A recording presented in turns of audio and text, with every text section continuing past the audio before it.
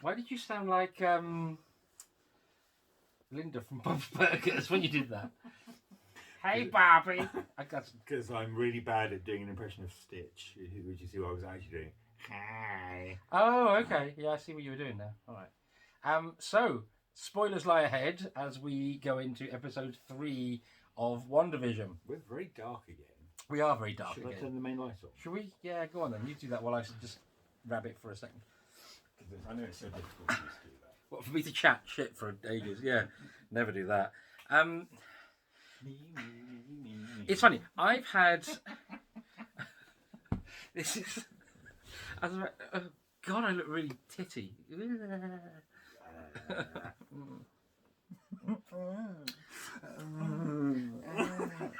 So, oh my god, I'm actually doing the catcher. Oh, you didn't do that. Get it wrong, did you? Yeah. Fuck's sake. But I didn't, because that's what catcher does. Okay. As we found out. Yeah, which is true. I think it's partly because I'm hunched over like a weird Buddha You're so tricksy. because of how the chair is. Is that slightly better? There's a nipple going on. Anyway, none of this is about WandaVision, is it? I was started. The reason I lost my shit then, as opposed to any other time, is because this one time I started to say that I got a lot of messages about WandaVision after last week saying, "Oh, I don't get it. I don't like it. What's going on?" I didn't get any. Do you all hate me? Right? Yeah. You don't have to fucking agree so quickly. But all it came into my head was there was an advert in the 90s that me and my friend Alison, who ran a drama club together, used to basically we both saw it for the first time the same night, came into on the Saturday and were like and tried to tell each other the same story, which was this advert that freaked us both out, which was this woman sat kind of like at a desk, like this middle-aged woman. She went, "I get a lot of letters about thrush." Just come out of nowhere. Yes. I have this. And it became 24/7. It became a running joke between me and Alison. We just turned to each other at like really the most inopportune moments and goes, "I get a lot of letters about thrush," and the other person would be on the floor at this point. So and it just reminded me when I was like, "Oh, I got a lot of texts about this." I suddenly wanted to turn around and go, about thrush. "I got a lot of texts about thrush."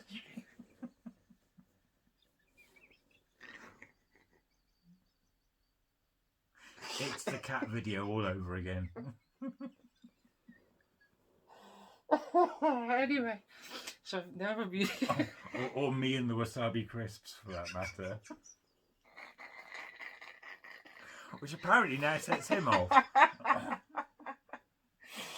Oh, God. I will just say...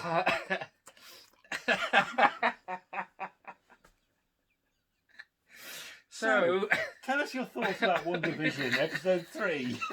Clearly I found it funny. Oh, God. So a lot of people don't seem to get it, right?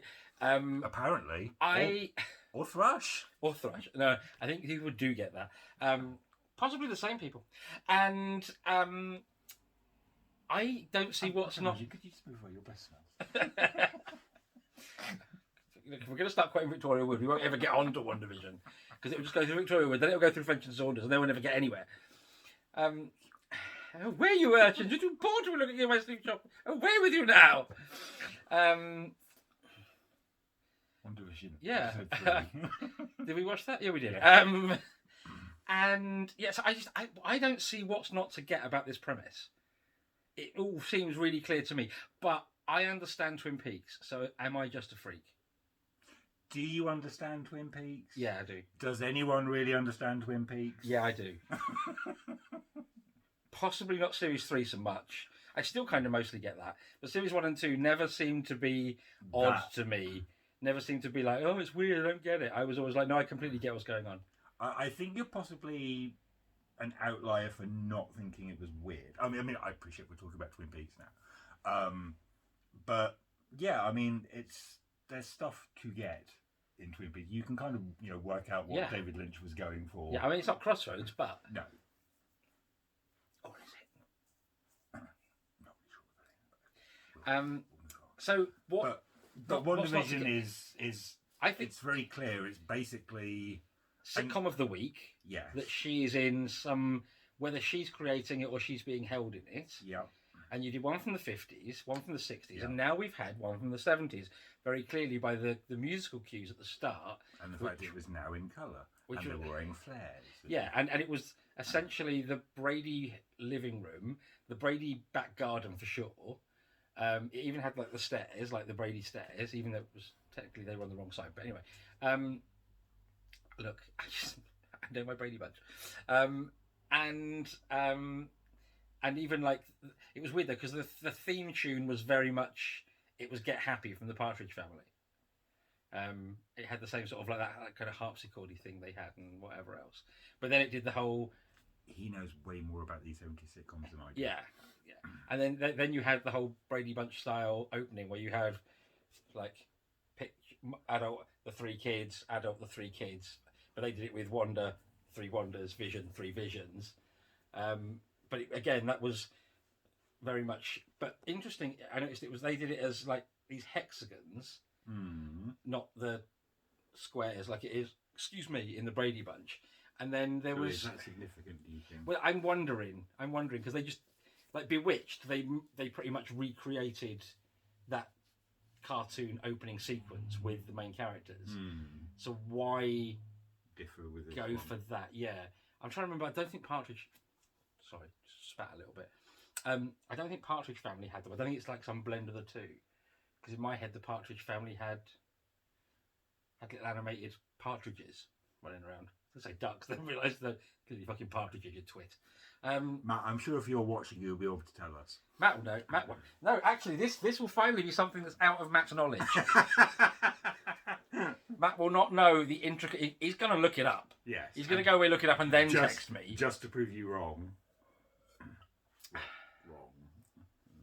So anyway, so I don't know. But then, like I say, the whole thing, the look of everything was very much them, those, and what I think is, I don't know if this will be important, but early 70s. So I don't know if then next week they can do a late 70s, which we were saying, what do you then do? So do you do, I don't know when Laverne and Shirley was. I want to say 70s, possibly going into 80s. Yeah, but I don't know if it's, that's what I'm saying, I don't know which end of the 70s it was. Well, I assume if it's going into the 80s, it would be the end of the 70s. But I don't know if it did go into the 80s, that's my whole point. I thought it did. I don't know, because it wasn't one that was big over here, you see. The only one that really came over there at that point, we had Mork and Mindy. We had Happy Days, but of course Happy Days is tricky because that's then set in the 50s. So these people already don't get it, are going to be really fucked if they do that. But we're back to the 50s, but it's in colour. What? And it's that Buddy Holly song by, not the Wurzels, what were they called? Weezer? It was close. Ish. Do you know what I mean? So I don't know, but then, or do they go 80s? And if they go 80s sitcoms, we were saying, do you do... Well, we initially were talking about things like Roseanne, because of the family connection. Yeah, they seem to be doing couples and families, right? So that's the thing. Which will probably also write things like Cheers, but then I mentioned, which I didn't know the name of, but you then said Family Ties. Family Ties. Which is the Michael J. I bet Fox we've one. been together for a million years. They could also go Alf. Was that 80s? That was 80s, yeah, that was 80s. That was 86-ish. Because again, Aliens, that was Lincoln Sword. But the thing is there were, I remember loads that weren't the big ones. So you had things like Small Wonder about Vicky the Robot. My granddad used to love that. See, I know very few 80s sitcoms. Yeah, I'm thinking specifically America. I'm not talking about Hello Hello and Are You Being Served and Heidi High. I know even fewer 80s sitcoms. But then you had things that used to be like on the afternoon over here because they weren't deemed worthy of a primetime slot, like Silver Spoons. See, exactly. You have no idea what I'm talking about. It was little kid out of the champ, Ricky Schroeder, whatever his name was. As like a rich kid. Anyway. So there are lots basically. So they're going to go for a big one. So that's why I think you're right with something like a Family Ties or a Roseanne. Or are they going to ditch that now? Now they've kind of shown us a little bit more of a. This is definitely Wanda and Vision, or certainly Wanda, because is Vision even there? Because Vision was kind of dead. Is this just her reality? Now we've seen that it's in that kind of weird bubble / football pitch that kind of reminded. I tell you what, it did remind me of a little bit when it went, and I thought it was very telling how they kind of. It's almost like they've ended the whole TV thing because they brought where it was in that format. They brought the bars out. Mm. There was something about that was just very Super 8 to me. Hmm. Just the whole shot and everything. It could even be that that's how they're... Because the other thing as well is we don't know wherever the character of Geraldine was sent to. Yeah. We actually still don't know whether she's now out in the real world or whether she's in just yet another reality bubble. Well, we know this series is linked and has ties to the second Doctor Strange film, which is Doctor Strange and the Mad, Stupid, Crazy, Weird Multiverse. Was it Into the Multiverse of Madness or something like that? That's probably more likely the title. Don't take an awful lot of notice of what I said, but it's definitely got the word multiverse in it. And the cat's gonna. If you move your glass, he's got room.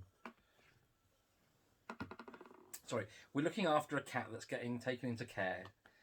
So our cat into the Cat's Protection League. He's not he's not special needs or anything. He's getting taken into care. He's going to get. Oh, the cat was going to stand on my foot then.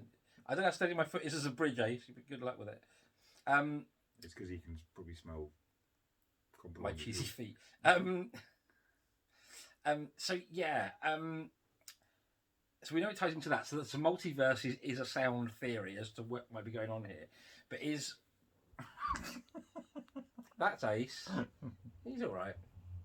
There we go. No one needs our faces anyway. It's just what we're saying that people come for. How many viewers we got on this one? I think it was 5 last week. 5. Yeah, 5 viewers. Ace. One of our Drag Race videos had 505. That was really cool. Then the next one got 80. But anyway, so yeah, we're not bothered. So there's this whole multiverse thing potentially going on, or is she just changing her own reality? Because it's obvious that she has these kind of moments of clarity. Yes. Because one of the things I noticed, and I don't know if this is just a creative decision or just that Elizabeth Olsen doesn't. I'm going to say this really politely because I've got nothing. He knocked that, didn't he? That just moved a little bit. Anyway. Yes.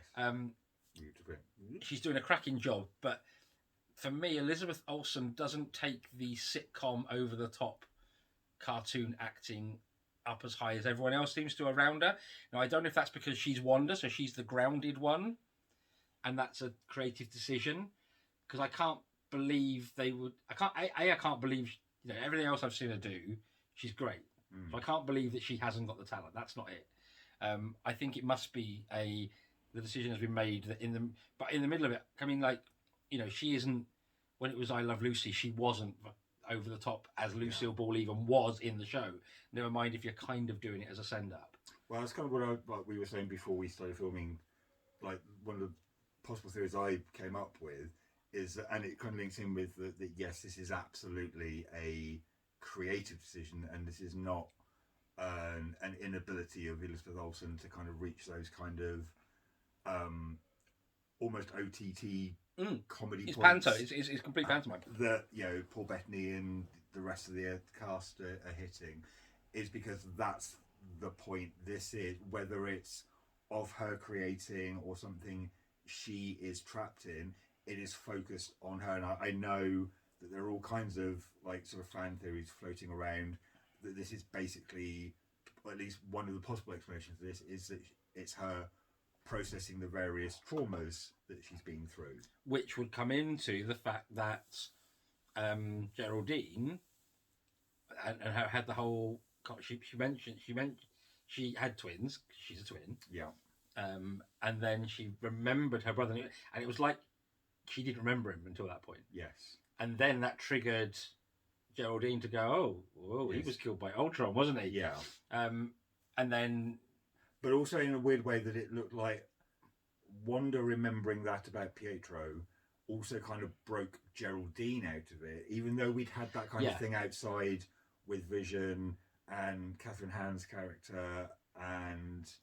Yes, but that suggested to me that they know Truman Show style, that they know they are acting a part. Yes. They're not real. or whatever it is, or they're trapped in whatever this is. Whereas Geraldine clearly didn't at that point. And that broke her. But again, we've got this whole theory, as you mentioned in our last video. So does my foot smell? That she's Monica Rambeau. Well, no. What you looked up was that the actress that's playing her, is scheduled to play Monica Rambeau in Captain Marvel. Yeah, but that's what I'm saying. I genuinely think it is the character. I think that's the point. I think it would be a bit too close to ever playing two completely unrelated parts like that. So I think that is going to be, especially now that she has been revealed to be under the spell and now thrown back out into what would appear to be our world, because it was instant. A, she had a sword badge around her neck. Yes. And B, obviously she had that while she was in the reality bubble. And was it me, or did her costume kind of flicker and change as she came out? It looked like it did, but for me it was weird, because there was a moment where it almost looked like the kind of colour had drained from it slightly. But I genuinely think, again, that's probably more of a creative decision to show the difference between the two realities, which is obviously you've got the sitcom, which is like hyper saturated colour. Yeah. I thought what happened was as she rolled out of the bubble, all of her costumes rotated from all of the episodes. I didn't get that. That's what I took from it. No, I didn't get that impression. I say all I got was that it looked like the colour had faded, like almost like she'd gone pseudo monochrome in terms of the colour. But then I think when it kind of settled, and obviously she came to a bit more, I think it became more apparent that was more. Effectively, it's more the differences in terms of how the scene was filmed. So so whether that's tying in with your fact that it went from sort of the standard TV thing to more movie letterbox, and so whether they're also doing a stylistic in terms of they did different filming style. I was going to say different film, but now everything is digital. You don't have the issue of Super 8 versus VHS. Yes, and all that sort of stuff. But I think there is definitely, for me, something going on. I think the only thing that isn't clear is whether sort of the character of Geraldine is now back in the real world, because certainly the way that all it was of like that an army reacting, base and was like they were not expecting, or they were not acting like this was someone they were expecting to see. No. So it looks like she's been pushed somewhere else. Yeah. And it's obviously also very clear that it was Wanda that did it, because of the way that she was. And she went a bit sort of almost psycho. Amityville horror. Yeah. So maybe that's where it's going to go now. Is not actually going to do the sitcoms.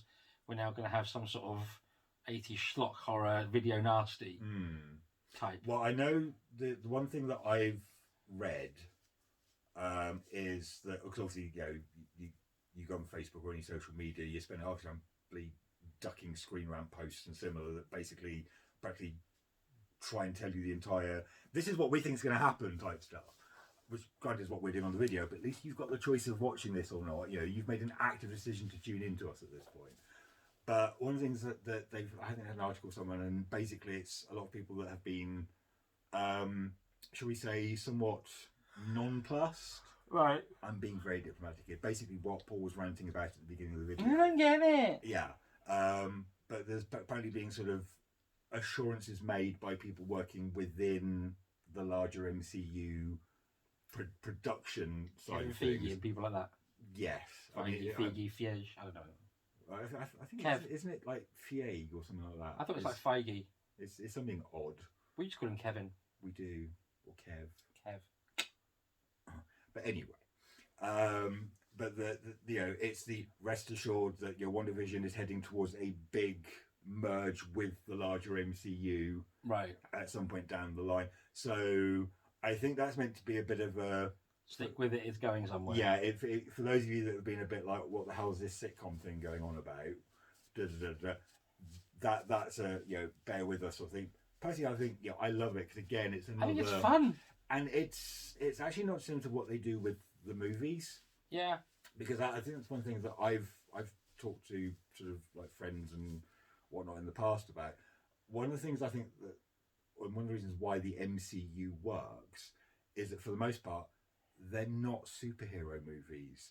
What they are is they're heist movies, they're espionage movies, they're I don't know, pirate movies, whatever you want to. They are specific genres of film that just happen to feature superheroes, and I think that's what they've done well. That the DC side of films is probably still struggling with. Is that DC for me always seems to be basically filming. This is a film about Batman. This is a film about Superman, which fine. There's absolutely an argument to be made.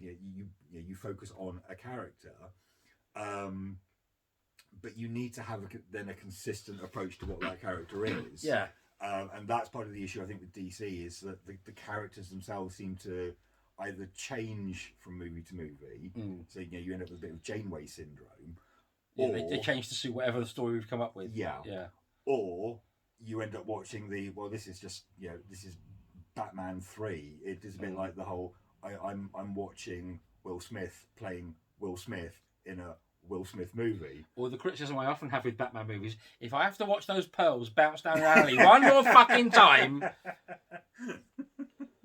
Which I must admit, is it Teen Titans, the animated one? Yeah. Does that brilliantly. I've not seen that. I've only ever seen that clip, and it's right. basically Teen Titans taking the piss out of the fact that every Batman movie has to feature the pearls.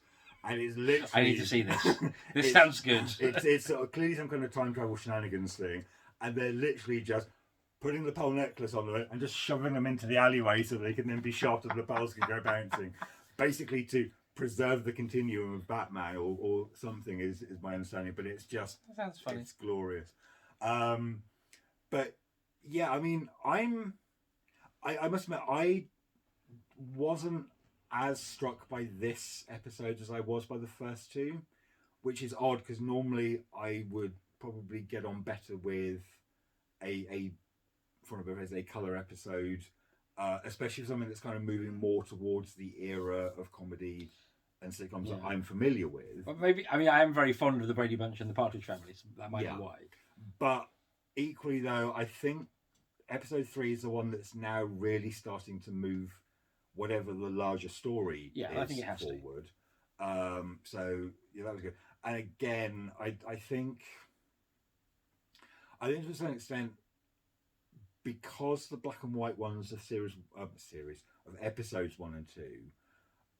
We kind of know what they're like, even if it's from like a allegory perspective of just like they were much darker times, sort of things like I Love Lucy, regularly made jokes about basically how Lucy was effectively a battered wife, and that was fine. So kind of you have this juxtaposition which kind of makes it stand out more, whereas this was very sort of it kind of touched on it. There was a lot of I'd say very nice, that's not the right phrase for it, but there were some very clever nods to the absolute casual sexism of the 70s. Yeah. But I just don't think a lot of the stuff kind of hit as well as the first two. The Stork, though. The Stork was great. That was, I mean, again, when he very jumped clever on the CGI. Yeah. But that was some really good, effectively some really good physical comedy. Yeah. With the CGI Stork. Yeah. And I must admit, I am intrigued by Geraldine's character. Yeah. I am also intrigued by Catherine Hahn's character because clearly she does know a lot more about what's going on. And I think because her reaction really reminded me of some other like sci-fi horror type show where it's basically the people are in whatever this situation is and they know they're in this situation but they can't tell the principal character they're in a situation because otherwise a really horrible thing. Would that be Truman Show? No, it's not. No, because I've not seen the Truman Show, so it's not that. I'm thinking it might be a Twilight Zone episode. It could even be something like the episode where you had the boy, or Outer Limits or something like that. Yeah, in fact, it probably is there is that one with the boy. Yeah, who can basically whatever he wishes for comes true. Yeah, no, there is there is a character like that. Yeah, and it's just like, and because you got the whole thing where sort of someone blabbed and he basically wished for her to shut up or whatever, and obviously you get like the cutaway shot, whatever the technical term is, and it's basically she's sort of sat there rocking and she's got no mouth anymore. So of course all of the people around this kid are absolutely terrified of this kid because he's a typical 8-9-year-old who has no real understanding of consequence, that just gets whatever he wants. And the main character, I think, I want to say it's like almost like a nanny type figure, that comes in and basically she has to essentially sort of psycho bitch super nanny Mary Poppins him back to being a functioning non-psychopathic adult. But that's very much the vibe I get from Catherine Hahn's character, is that she thinks if she says something or says something wrong, bad things will happen. And I think to a certain extent that's kind of borne out by how Wanda's character seems to have reacted to Geraldine making that real world comment, where she did, like you said earlier, she did go a bit psycho. So she went a bit hand that rocks the cradle. The other thing I was thinking, and I was thinking this driving into work earlier, is the title Wandavision. You can work into a couple of really cool 80s theme tunes. So basically, you can replace it. You can do Wonder Woman, Wandavision, Wandavision. That works. And you remember the cartoon Pole Position? Used to be on like Saturday Superstore or whatever. Vaguely. Wandavision, sit back and watch them go. Ayo, ayo, ayo, ayo. You don't remember this at all, do you? Basically, if you look up the theme tune to Pole Position and sing Wandavision over it, it works beautifully. So these are things they could do. So I'm thinking, like, the obvious, like I say, the old step now is 80s. We've talked about what 80s sitcoms it could be. But, I mean, presumably, if we're taking this as Wanda's psyche, then they could do a cartoon episode. They could do a musical episode. There's all these things they could do. Plus, there's also that because we were actually kind of querying this as we were setting up, is I don't know how many episodes there are meant to be of this, whether it's a 6, an 8, a 10, a 13. 8 seems to be kind of the standard now for this kind of thing, but I don't know. So we're already on 3s to 70s, so 80s, 90s, noughties, 10s and 20s. That would actually bring us up to present days if they stuck with that decade formula. But then I think I don't think they would. No. Not all the way through. I don't think you could. I think it gets to a point where people would want more answers and more stuff to actually happen. Plus, I think stylistically, there's not as much that tends to differentiate the later decades. Well, you do 80s, then you do Friends. Yeah. And then you're stuffed. Like you do Friends and Will and Grace. Yeah. For the 90s. Even though they both then went into the mid noughties. But I think again, because, and this obviously links into the larger sort of theme of, as time passes by, the way that we consume media is changing. Yeah. So you don't have, like you did in the 50s, 60s, 70s, 80s, 90s, and probably early noughties, you don't necessarily have these big juggernauts of television anymore. No. This is very true. Oh, we've almost matched the episode length. Hurrah. So there we are. So that's it really. That's all. Yeah. So tune in next week. where possibly one of us won't be having a giggle-induced nervous breakdown. It was funny. So yeah, we still love it, and we still want to see where it goes, and we get it.